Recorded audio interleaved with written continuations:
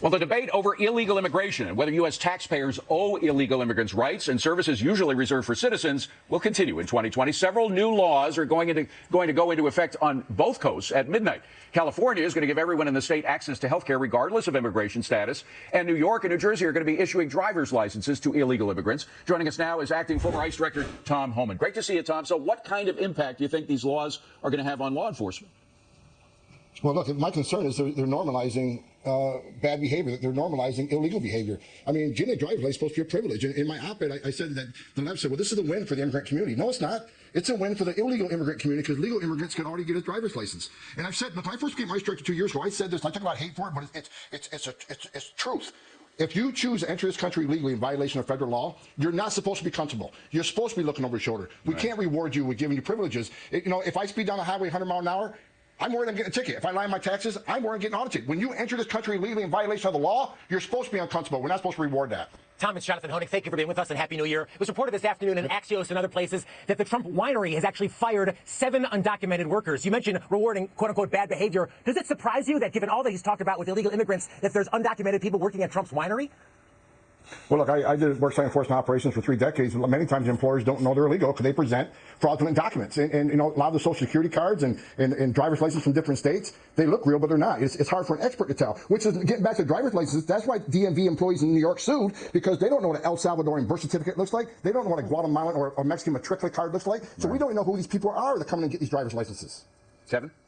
Hey, Tom, so I guess the biggest question here is what are there any benefits, or is there anything that can be positive that can come from this, whether it's helping to track these people? Because it's really, really hard to see the upside in this because we are rewarding bad behavior.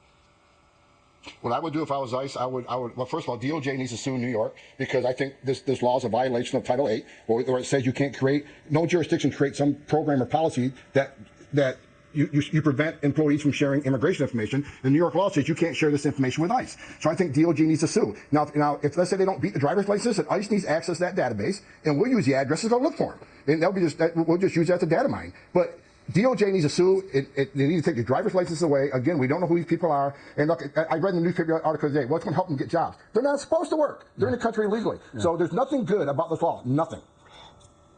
Go ahead.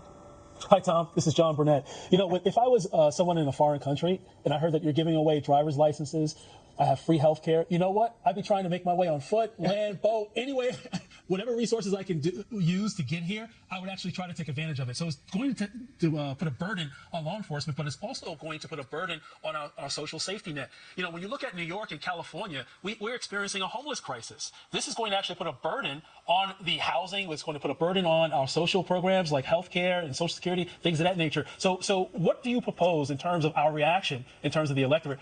How do we actually get the message across that there's a social cost here? Well, I think the administration is pushing that out now. I think you're right. You're exactly right. With all the Democratic people that want, the Democrats that want to run for president, get rid of ICE. We support sanctuary cities. Shut down all immigration detention. Free health care. Do they really think that's going to solve the immigration crisis? That's going to bring more illegal immigration, which is going to cost more money. Look, and you made a great point. Social services are already strapped. We got schools overcrowded. English as a second language. They're holding U.S. citizen English-speaking children back. We got trauma centers across the country shutting down. We got social services. They're bankrupt. And just the health care alone, they said it's going to cost about $30 trillion. That's more than double what our national deficit is now.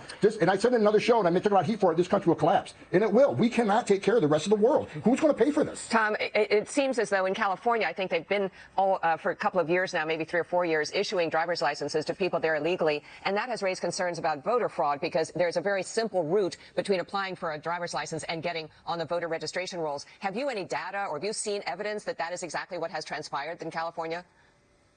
I haven't in California, but you're right on my op-ed. I talk about this is going to lead to voter fraud. Back when I was an agent back in Dallas, 15 years ago, we had a case, we had a university in Dallas that had their own zip code, and we had multiple, hundreds of people voting fraudulently with use of driver's licenses, fake driver's licenses. And that's what concerns me. When we start giving people legitimate government identification, that's going to lead to voter fraud. That's going to lead to welfare fraud. That's going to lead to all kinds of fraud. That's why I say it again. If you're in this country illegally, we can't normalize that. We need to, they have to be uncomfortable. They have to be looking over the shoulder. Because if there's no consequence and no deterrence to violating our laws, and you come here and get a gift and more enticements, why would they stop coming? We'll never solve our border crisis. As my dad used to say, a driver's license is not a right, it's a privilege. And these people have done nothing to deserve a privilege like that if they're here illegally. Tom, great to see you. Happy New Year. Thank you for being here. Appreciate it.